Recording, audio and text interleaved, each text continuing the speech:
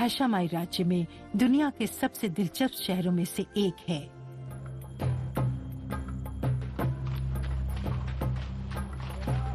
अकबा खाड़ी के 60 मील उत्तर में पहाड़ों की तीव्र ढलान में छिपा है लाल गुलाबी पेट्रा, दुनिया में अद्वितीय।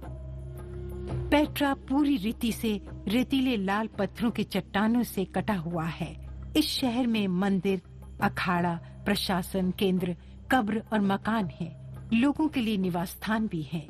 पेट्रा नब्तियों का, जो बंजारे थे, का राजधानी था। ये लोग विश्व इतिहास के नक्शे में पहली बार 6ठी सदी ईस्वी पूर्व में प्रकट हुए थे। ये लोग लाभप्रद स्पाइस रूट का नियंत्रण करने के लिए उठे। वे इस युग के ऊंट के काफिलों के धनवान मालिक बन गए। इन काफिलों के द्वारा नबातियां पूर्व से मेडिटेरियन के सारे मंदिरों तक धूप, मसाले, सुगंधित वस्तुएं, रेशम के कपड़े और अरब के इत्र लाया करते थे। इस लाभप्रद व्यापारिक मार्ग को अपने लिए सुरक्षित रखने हेतु नबातियों ने एक मजबूत केंद्र की माला बनाई। ये माला राजधानी पेट्रा से मेडिटेरेनियन के बंदरगाह गाजी तक बनाई गई थी। इनमें से सबसे बड़े केंद्र शहरों में परिवर्तित हो गए। अवदाद भी एक ऐसा शहर था। इन केंद्रों के बीच में एक दिन का फासला था, जैसे कि अमेरिका के पश्चिम में पोनी एक्सप्रेस हुआ करता था। रेगिस्तान की इन सरायों में खाने पीने, नहाने का और काफिलों के मालिकों के लिए विश्राम गृह का, पशुओं के लिए पानी और चारे का प्रबंध हुआ करता था। अवदाद नबातियों का सबसे पुराना शहर था। अवदाद और शिवता ने यहाँ के फलते फूलते व्यापार की खूब सेवा की। देश के दूसरे कोने में गलील की नासरत के सिर्फ 5 मील की दूरी में है सेफोरिस, जिसका नाम 2000 वर्ष पूर्व सिपोरी था। यद्यपि ये नाम बाइबल में नहीं है, परंतु उन दिनों सेफोरिस एक बहुत ही महत्वपूर्ण नगर था। कई मसीहों मान्यताओं के अनुसार शायद मरियम इस नगर की रहने वाली थी। कई ऐसी इमारतें हैं जो मरियम के माता पिता अन्ना और योहिम के नाम से जुड़ी हैं। यीशु के जीवन काल और उसके पश्चात भी ये रोम का एक प्रगतिशील नगर था। ये पश्चिम गलील की राजधानी थी। यह यहूदी, मसीही और अन्य जातियों का मिश्रण था।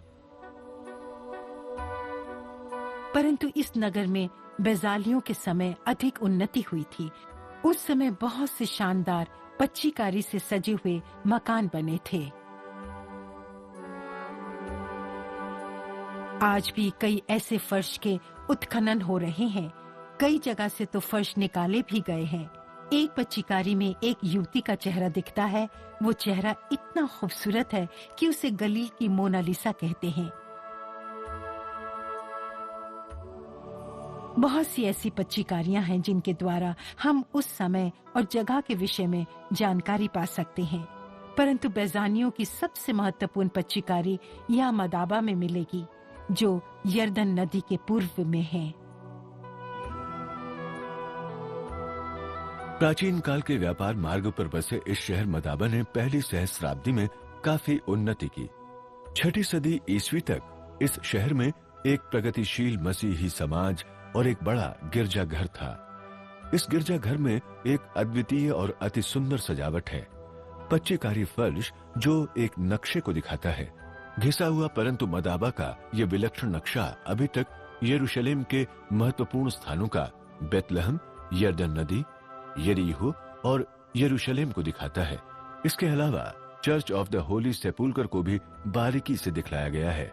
पुरातत्ववेत्ताओं ने आकस्मिक तरीके से इस पच्चीकारी नक्शे द्वारा यरूशलेम के आम रास्ते कार्डो और उसके खोए हुए चर्च ऑफ थियोटोकस का भी पता लगाया।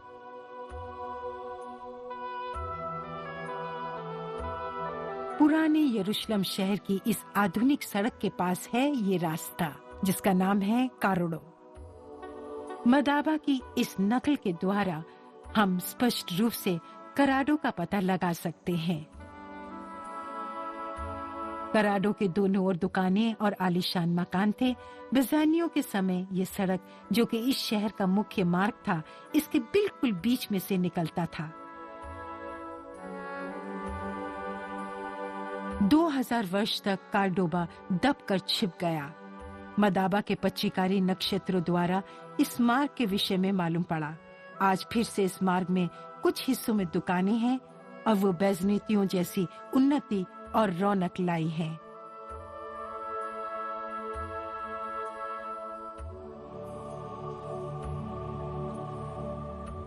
जब चौथी शताब्दी में पूर्वी रोमन साम्राज्य के सम्राट कॉन्स्टेंटाइन ने ईसाई धर्म को अपनाया, तब उसको पवित्र देश का भी पता चला।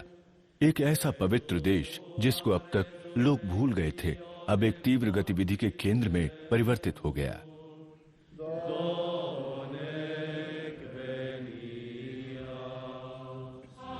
कॉन्स्टेंटाइन की माता साम्राज्ञी हेलेना यीशु के जीवन से संबंधित पवित्र स्थलों का पता लगाने हेतु पवित्र देश की तीर्थ यात्रा पर निकली। जब वो बेथलेहम पहुंची, तब वो एक छोटी गुफा में लाई गईं, जहां सदियों पहले सम्राट हेड्रियन ने एक मूर्ति के लिए तीर्थ स्थल बनाया था। विडंबना ये थी कि यीशु को मिटाने के प्रयत्न के कारण ही यहाँ के रहने वाले उन तीर्थ यात्रियों को ठीक तरीके से सही स्थान पर 200 वर्ष के बाद ले आए।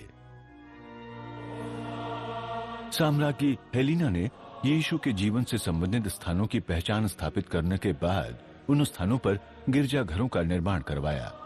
साम्राज्ञी हेलेना और सम्राट कॉन्स्टेंटाइन की मेहरबानी से ही हमारे यहाँ बेथलेहम का चर्च ऑफ द एनंसिएशन और यरूशलेम का चर्च ऑफ द होली सेपुल्कर हैं। हेलेना ने उन पत्थरों को हटाया जो यीशु की मूल कब्र को ढक रहे थे और देखा कि रोमनों के विनाश कार्य के बावजूद कब्र अद्भुत तरीके से सुरक्षित थे। ईसाई धर्म के फलने फूलने का ये समय अगली 3 सदियों तक कायम रहा, जिसके उपरांत 614 ईस्वी में फारसियों ने देश पर हमला करके कई तीर्थ स्थलों का विनाश कर दिया। 2 पीढ़ियों के पश्चात खालिफ उमर डुबन अल खताब ने अपने विजयी मुसलमान लश्करों के आगे होकर यरूशलेम में प्रवेश किया। उमर ने 400 वर्ष के ऐसे परिवर्तन की शुरुआत की जिसके द्वारा यरूशलेम को इस्लाम की पाक जगहों में तीसरा दर्जा मिला। यरूशलेम को मुसलमान इतनी इज्जत देते हैं कि उसे एक नाम दिया है अल कुदस, पवित्र। खालिफ उमर मोहम्मद के बाद इस्लाम का दूसरा अगवा था। उसने यरूशलेम को टूटती हुई बैजनती साम्राज्य से जीतकर हासिल किया। उसने पुरातन इब्रानी मंदिर के ऊपर से मलबा हटवाया और उस चट्टान का आवरण उतारा जिस पर इब्राहिम अपने पुत्र इसहाक की कुर्बानी देने लाया था। मुसलमानों का ये ईमान है कि अल अक्सा या नबी मोहम्मद यहीं से स्वर्ग तक अपने रास्ते के सफर के लिए ऊपर गए। इस जगह पर एक साधारण तीर्थ स्थान था, परंतु उमर के उत्तराधिकारियों ने यहाँ पर मध्य पूर्वी निर्माण शैली का एक रत्न खड़ा कर दिया। इसकी रूपरेखा चर्च ऑफ द होली सेपुल्कर की तरह है। ये संगमरमर से बना हुआ है और इसमें वैभवशाली पच्चीकारी और चमकीले पत्थर की सजावट है। ये अभिरंजक शीशों की 36 खिड़कियों से अलंकृत किया गया है। The Dome of the Rock को बनाने में संपन्न मिस्र प्रांत की 7 वर्ष की आय खर्च हो गई। ये 180 फीट ऊंचा सुनहरे गुंबद वाला स्मारक यरूशलेम में मुसलमानी तीर्थ यात्रियों के लिए दुनिया का सबसे बेहतरीन केंद्र बना। उमय्यदों ने उसी समय अल अक्सा मस्जिद का निर्माण किया। यरूशलेम की सबसे विशाल मस्जिद टेम्पल माउंट या मंदिर के पहाड़ पर बनी इस मस्जिद को अरबी भाषा में हरम अल शरीफ कहते हैं, the Dome of the Rock, और अक्स मस्जिद मुस्लिम यरूशलेम का हृदय है। इस्लामी युग की शुरुआत में एक अन्य निर्माण शैली की कामयाबी के विषय में पता चला। ये यरीहो के निकट यर्दन घाटी में है। 1935 में खोजा गया ये राजमहल सज्जा युक्त सुंदर खम्भों की मिसाल है। ये खम्भे कभी एक विशाल मस्जिद की छत को सहारा दिया करते थे। ये पच्चीकारी वाला फर्श, जिसे पुरातत्ववेत्ता ट्री ऑफ लाइफ या जीवन वृक्ष कहते हैं, राजमहल की सभी पच्चीकारियों में सबसे संरक्षित नमूना है। ये राजमहल खलीफा हिशम का बनाया हुआ है। ये खलीफा उम्मयदों का अंतिम महान शासक था। बहुत से विद्वानों का यह मानना है कि इसका निर्माण असल में उनके भतीजे ने करवाया था। सदियों तक इस्लाम के अधीन ईसाई तीर्थ यात्रियों को मिले जुले व्यवहार का सामना करना पड़ा। 1095 ईस्वी में पोप अर्बन II ने उस समय के ईसाइयों को एक अति आवश्यक सूचना भेजी। ये सूचना एक पुकार थी हथियार, क्रूस और तलवार उठाने के लिए। ये एक धर्म युद्ध था